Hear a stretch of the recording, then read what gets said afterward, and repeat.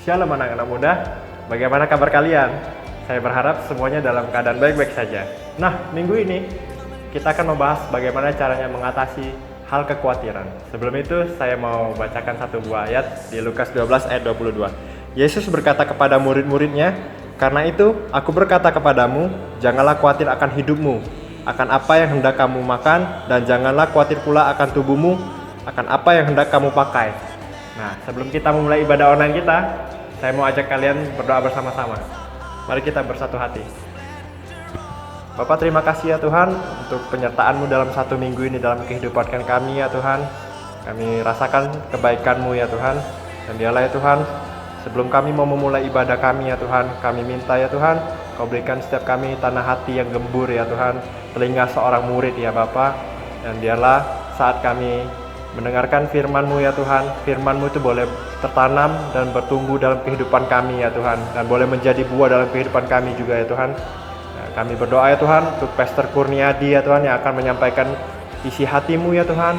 Kau berkati ya Tuhan, biarlah setiap kata-kata yang keluar dari mulut bibirnya ya Tuhan itu boleh menguatkan ya Tuhan bagi setiap kami ya Tuhan. Terima kasih ya Bapa, hanya dalam nama Tuhan Yesus. Haleluya, amin.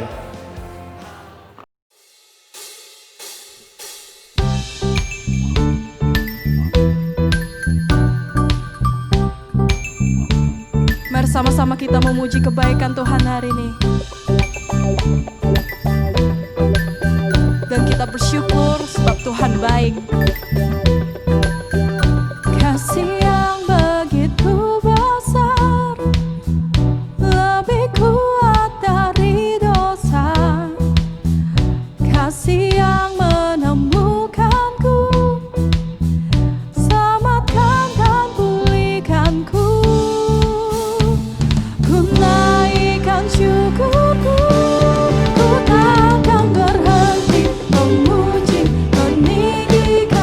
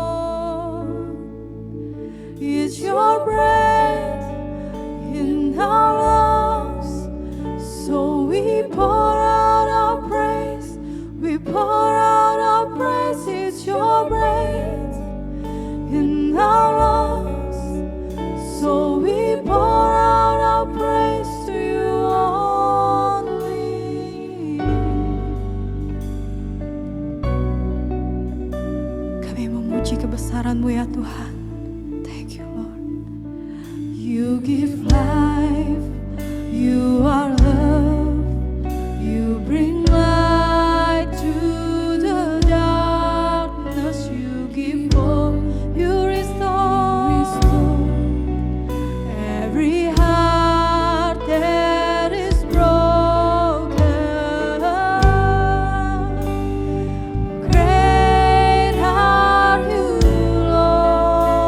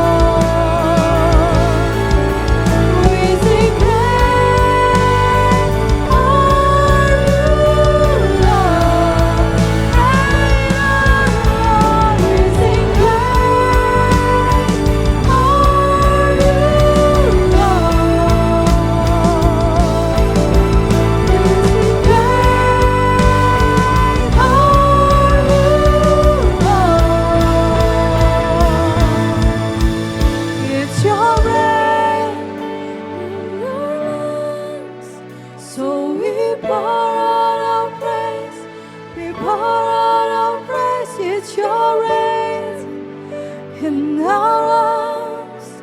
So we pour out our praise to you only. It's your breath in our lives. So we pour out our praise. We pour out our praise. It's your breath in our lives. So we pour out our praise to you only.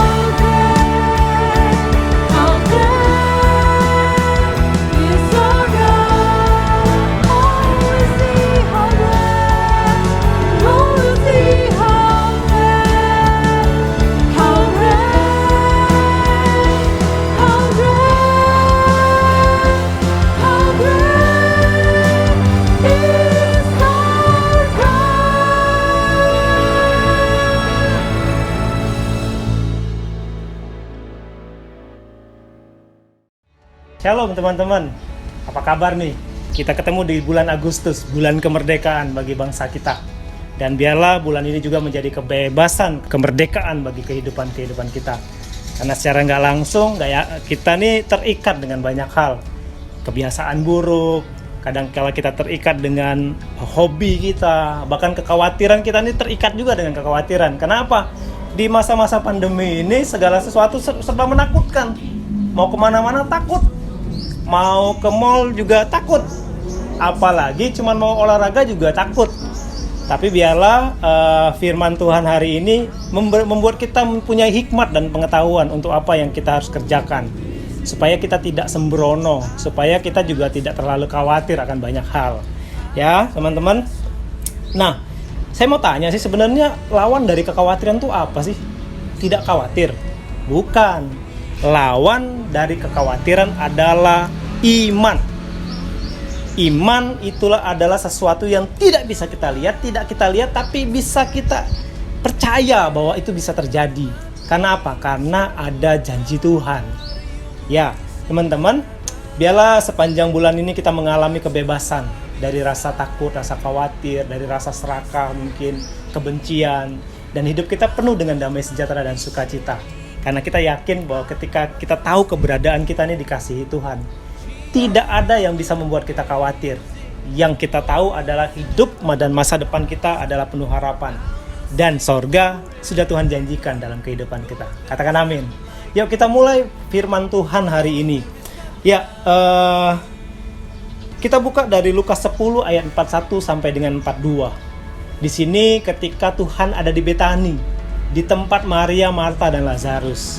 Singkatnya gini, Tuhan Yesus datang, kemudian Maria menyiapkan duduk di kaki Tuhan, menyiapkan dirinya untuk duduk di kaki Tuhan, sedang Marta sibuk di dapur.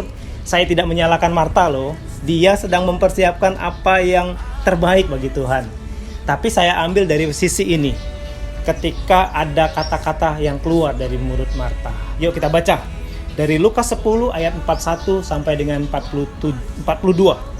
Tetapi Tuhan menjawabnya, Marta, Marta, engkau khawatir dan menyusahkan diri dengan banyak perkara. Tetapi hanya satu saja yang perlu. Maria telah memilih bagian yang terbaik, yang tidak akan diambil daripadanya. Teman-teman, satu penyebab yang membuat kita khawatir kenapa? Kita terlalu sibuk, kita terlalu banyak planning, kita terlalu banyak hal yang pengen dikerjakan dengan kekuatan kita sendiri.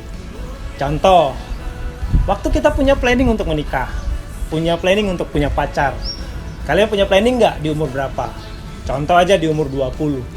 Pengen nikah di umur 25, pacaran 5 tahun, mendalami, bertanya banyak hal tentang kehidupan pasangan kita. Tetapi sampai sekarang di umur 26, kalian masih sibuk. Kok mau teriak-teriak sama Tuhan, mana pacarku? Mana calon pasanganku untuk hidupku? Nah, kalian mulai khawatir. Kemudian kalian evaluasi apa nih, dan kalian terlalu sibuk. Ternyata kekhawatiran datang ketika kalian terlalu banyak planning, banyak pekerjaan yang kalian lakukan sehingga tidak fokus. Kalian tidak bertanya sama Tuhan. Nah, kondisi Marta seperti itu. Yesus melihat Marta tuh terlalu sibuk, sementara kan Yesus datang ke sana nggak lama. Dia cuma hanya pengen berbicara. Dan yang lebih parahnya, Marta malah menyalahin Maria. Nah, kita ini waktu kita tidak dapat apa yang kita harapkan, kita nyalain orang-orang di sekitar kita, menyalahkan orang tua, nyalain teman. Apalagi kalau misalnya kita punya bisnis gagal gitu, dan kita nyalain klien-klien kita, nyalain pegawai kita, pekerja kita. Nah, Tuhan tidak menginginkan itu. Biarlah kita punya hikmat dan pengetahuan untuk kehidupan kita. Asalnya adalah dari Tuhan. Oke, teman-teman, ada dua hal yang membuat kita khawatir. Yang pertama dari dalam. Dari dalam ini berbicara tentang ini. Waktu kita punya banyak planning, kita punya banyak rencana dalam kehidupan kita. Kita buat time schedule untuk kehidupan kita. Bisnis kita buat harapan yang tinggi. Nah, kadangkala ketika itu tidak tercapai, kita menjadi khawatir. Yang kedua dari luar. Dari luar ini misalnya contoh, kita melihat teman kita sukses di umur di bawah kita. sudah menikah, sudah punya anak, sudah punya rumah, sudah punya segala hal di bawah umur kita. Dan kita membandingkannya, kekhawatiran akan muncul. Teman-teman, ketika kita mulai membandingkan apa yang Tuhan beri dalam kehidupan kita dengan orang lain, kita menjadi khawatir. Damai, sejahtera, sukacita kita hilang. Nah, saya ini suka lagi menanam pohon jambu. Ada 3 pohon jambu yang saya tanam di sini. Ini yang saya lagi baru panen, ini pohon jambu madu daily namanya. Nah, yang kedua ini, yang besar ini namanya Black King Kong. Ini bisa sampai 300 gram satunya. Nah, teman-teman, waktu saya menanam ini, saya tuh memperhatikan bagaimana pertumbuhan pohon jambu. Nah, teman-teman, pohon jambu ini saya selalu beli pupuk 2 minggu sekali. Saya selalu semprot dengan insektisida 1 minggu sekali. Saya sirami 2 kali dalam 1 hari, pagi dan sore. Nah, apa sih yang kita pelajari dari pohon jambu ini? Yang pertama, bagaimana kita bisa menghasilkan buah kebaikan dalam kehidupan kita. Seperti ini, anggap aja ini adalah buah kebaikan. Hilang dari rasa khawatir, penuh damai sejahtera, sukacita. Lihat, kalau kita lihat buah jambu ini, kita senang nih. Ini pasti manis sekali. Nah, gimana sih caranya? Yang pertama, pohon jambu ini harus diberi air dan pupuk. Saya ulangin, pohon jambu ini harus diberi air dan pupuk. Ini seperti kita juga harus diberi firman, mencari firman, membaca firman, mendengarkan firman setiap hari. Supaya apa? Supaya kita ini penuh dengan firman. Karena di dalam firman ada janji Tuhan. Di dalam firman ada kekuatan. Di dalam Tuhan, di dalam firman ada pengharapan. Benar? Oleh karena itu seperti pohon jambu, penuhi hidup kita dengan firman. Isi firman. Kalau saya siram 2 kali sehari, baca firman. Pagi, malam, sebelum tidur baca firman. Yang kedua, beri pupuk. Pupuk itu untuk supaya kita bertumbuh, menghasilkan buah. Pada musim vegetatif dia akan menghasilkan daun, pada saat musim generatif dia akan menghasilkan buah. Ya, jadi kita tidak hanya bertumbuh dalam berat badan, tapi kita bertumbuh dalam kedewasaan iman. Saya ulangin, kekhawatiran lawannya adalah iman. Ketika kita baca firman, iman kita timbul. Ya, yang kedua. Nah, kalian lihat di jambu ini, jambu Black King Kong ini saya bungkus nih daun bunga-bunganya. Kenapa? Karena kalau nggak dibungkus ini akan disuntik sama lalat buah dan jadi busuk, banyak ulat. Ya, teman-teman. Kemudian saya tadi siram, semprot dengan insektisida. Itu seperti kita melindungi pohon ini dari gangguan luar. Nah, teman-teman, di dalam hidup kita, waktu kita kenal Tuhan, percaya sama Tuhan, menyerahkan diri untuk dibaptis, kita ada Roh Kudus. Tapi Roh Kudus itu tidak bisa bekerja kalau kita tidak mempersilahkan Dia bekerja, melindungi kita. Buat kesadaran bahwa hidup kita ini penuh dengan Roh Kudus. Ya, ketika kita tahu, kita sadar bahwa hidup kita penuh Roh Kudus, kita tahu ada perlindungan daripada Allah Bapa melalui Roh Kudus dalam hidup kita. Izinkan Dia untuk memelihara, memimpin setiap langkah kaki kita, supaya ketika serangan datang dari luar, iblis mulai mengaum seperti singa, kita tahu ada Roh Tuhan dalam hidup kita yang jauh lebih kuat daripada si iblis. Oleh karena itu, ketika kita tahu, kita nggak khawatir. Saya tahu ketika saya bungkus ini, saya nggak khawatir jadi ada penuh ulat atau apa di dalam ini. Ya, ketika saya insektisida, saya nggak khawatir, ini pasti aman, nggak akan ada ulat di dalam buah ini. Ya, yang ketiga, kalau kalian perhatikan, pohon jambu ini nggak akan tumbuh kalau akarnya nggak hidup, nggak baik. Nah, akar ini banyak masalah loh, karena bisa jadi ada jamur akar, ada semut, jadi akarnya tidak bertumbuh atau akarnya mati kering, kurang air. Nah, akar berbicara tentang yang namanya hubungan intim dengan Tuhan. Akar berbicara tentang bagaimana kita bisa mengerti maunya Tuhan. Bukankah akar itu fungsinya untuk menyerap nutrisi yang kita beri di media tanamnya? Nah, sama. Ketika kita punya hubungan yang intim, kita bangun mesbah untuk Tuhan. Kita sedang bangun suatu komunikasi dengan Tuhan. Sehingga ketika Tuhan berfirman, kita bisa ngerti kita bisa ngerti dan kita bisa lakukan firman itu. Miliki hubungan yang intim dengan Tuhan, cari tempat yang terbaik yang engkau bisa bertemu dengan Tuhan. Kau bisa berdoa, memuji, menyembah, bahkan engkau bisa gali firman, bisa merenungkan firman siang dan malam. Nah, kita berkata, ketika engkau penuh dengan firman, maka hidupmu akan seperti pohon yang ditanam di tepi aliran air, yang merambatkan akarnya di tepi aliran air, yang berbuah pada musim. Ya, katakan amin. Nah, teman-teman, dari 3 hal ini, dari akar, berbicara tentang keintiman, dari insektisida dan pembungkusan, berbicara tentang adanya perlindungan dari Allah Roh Kudus. Kemudian kita berbicara juga tentang yang namanya firman yang kita baca setiap hari melalui kalau di tanaman seperti air dan pupuk. Kita jadi tidak mudah khawatir. Apa-apa kita tahu ada janji Tuhan, apa-apa kita ngerti ada Roh Kudus, apa-apa kita bisa datang jujur sama Tuhan, cerita Tuhan, aku khawatir. Jadi hidup kita jadi penuh dengan damai sejahtera dan sukacita. Katakan amin. Maaf nih agak ribet-ribet nih ya. Yuk kita baca firman Tuhan lagi supaya ini menguatkan. Setiap firman yang kita baca itu menguatkan kita. Ya, kita baca dari Amsal 12 ayat 25. Nih, kalau kita khawatir ini yang terjadi. Kekhawatiran dalam hati membungkukkan orang, tetapi perkataan yang baik menggembirakan dia. Ada suatu penelitian. Ketika kita mulai takut, khawatir, apa sih yang terjadi dalam kehidupan kita? Gini, waktu kita khawatir, imun tubuh kita ini akan mulai melemah. Ketika kita khawatir, kita ini nggak kuat kondisi badannya. Pikiran ini menjadi negatif. Segala sesuatu yang ada di dalam hidup kita ini jadi negatif kalau kita khawatir, takut, gitu. Nah, oleh karena itu, kalau kalian nikmatin kekhawatiran, apalagi kalian cari informasi, kalau misalnya aku seperti ini, akan jadi seperti ini, kalian akan bertambah khawatir. Maka kehidupan kalian akan terus turun ke bawah. Oleh karena itu saya ulangin, yuk cari janji Tuhan. Bukankah Tuhan berkata, carilah kerajaan Allah dan kebenarannya, maka semuanya akan ditambahkan kepadamu. Janji tentang kerajaan itu berbicara gini. Kerajaan itu berbicara ini.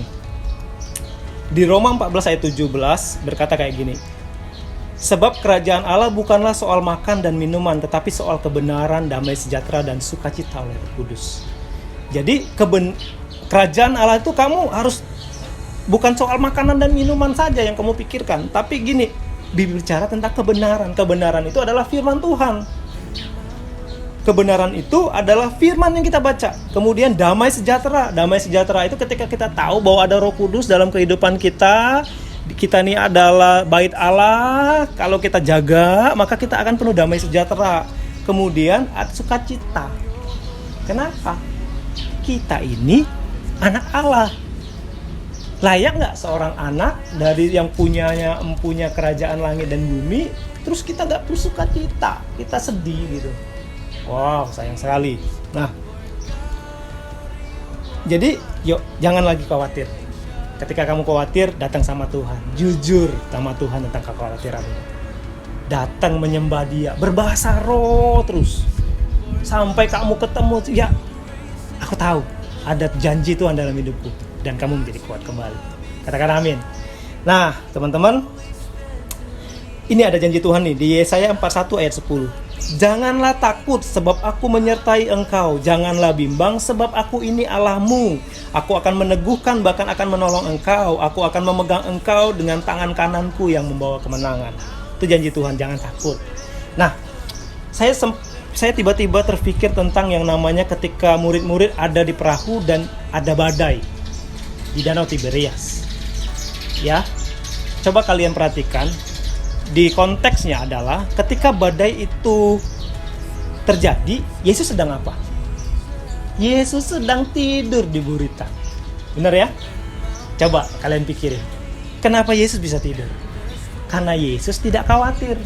Yesus tidak peduli dengan badai karena dia tahu ada Bapa, ada Roh Kudus yang melindungi dia bersama dia. Nah, coba waktu kalian khawatir, pastikan hati kalian penuh dengan damai sejahtera. Waktu badai berdatang, waktu krisis datang, waktu penyakit, pandemi ini menyerang banyak orang, kita nggak khawatir. Kita jaga hati kita tetap tenang, penuh dengan damai sejahtera. Supaya kita tidak terombang-ambing seperti murid yang ketakutan. Terus Tuhan tanya, mana imanmu? Bukankah kamu punya iman bahwa Tuhan punya janji dalam hidupmu? Yo, pegang janji Tuhan. Kalau kau takut tentang krisis ekonomi, ingat janji Tuhan, Allahku akan memenuhi segala kebutuhanku menurut kekayaan dan kemuliaannya di dalam Kristus Yesus. Kalau kamu takut, kamu bisa perkatakan satu firman, oleh bilur-bilurnya aku disembuhkan. Kalau kamu sendirian, lonely, jodoh tidak datang-datang, kamu pegang janji Tuhan. Tidak baik kalau ia seorang diri saja. Tuhan akan berikan pasangan. Ya, teman-teman. Apalagi nih kekhawatiranmu? Ya, pokoknya banyaklah kekhawatiran. Cari janji Tuhan. Ya.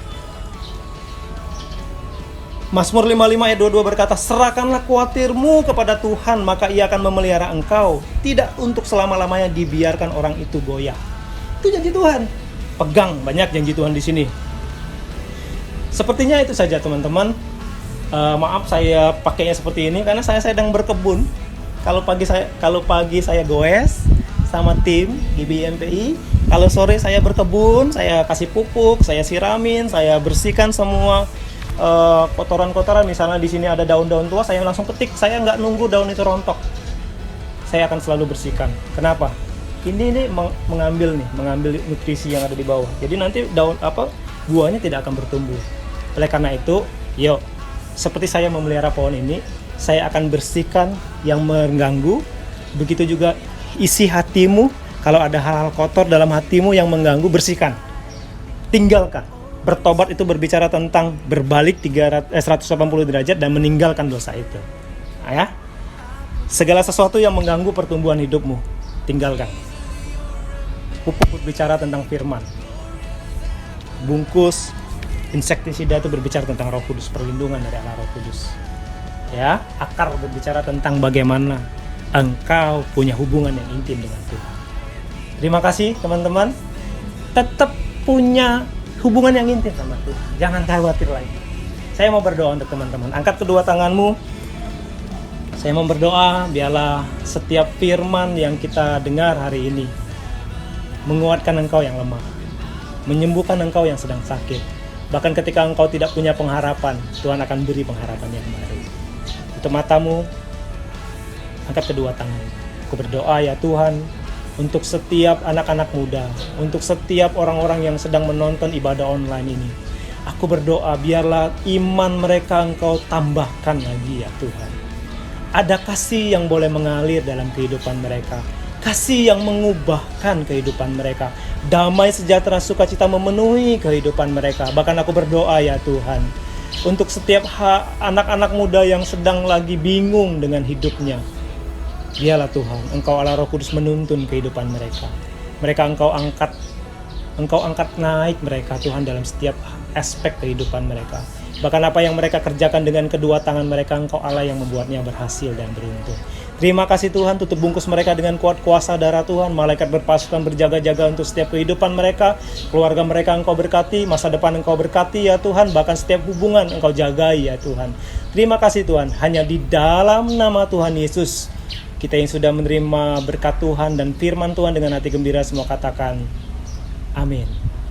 Tuhan Yesus memberkati. Nah, teman-teman, bagaimana dengan ibadah online kita hari ini? Saya rasa kita semua diberkati, amin. Nah, saya juga berharap kita dapat mengaplikasikan apa yang sudah disampaikan oleh Pastor Kurniadi tadi dong. Sebelum kita menutup ibadah online kita hari ini, mari kita berdoa terlebih dahulu. Bapak, terima kasih ya Tuhan untuk hari ini ya Tuhan. Kami boleh beribadah ya online ya Tuhan. Dan biarlah Tuhan, walaupun hanya lewat handphone ya Tuhan, tapi kami percaya ya Tuhan, hadirat-Mu itu tidak terbatas ya Tuhan. Tuhan, kami berdoa ya Tuhan untuk Pastor Kurniadi yang telah menyampaikan firman-Mu ya Tuhan. Biarlah Kau berkati ya Tuhan, beserta seluruh keluarga besarnya ya Tuhan. Biarlah Pastor Kurniadi selalu dalam lindungan-Mu ya Tuhan. Dan apapun yang ia kerjakan ya Tuhan, itu dapat berhasil ya Tuhan. Terima kasih ya Bapak, kami mau mengakhiri ibadah online kami ya Tuhan, hanya dalam nama Tuhan Yesus. Haleluya, amin. Oke teman-teman, sampai ketemu di ibadah minggu selanjutnya. Happy Sunday and God bless you.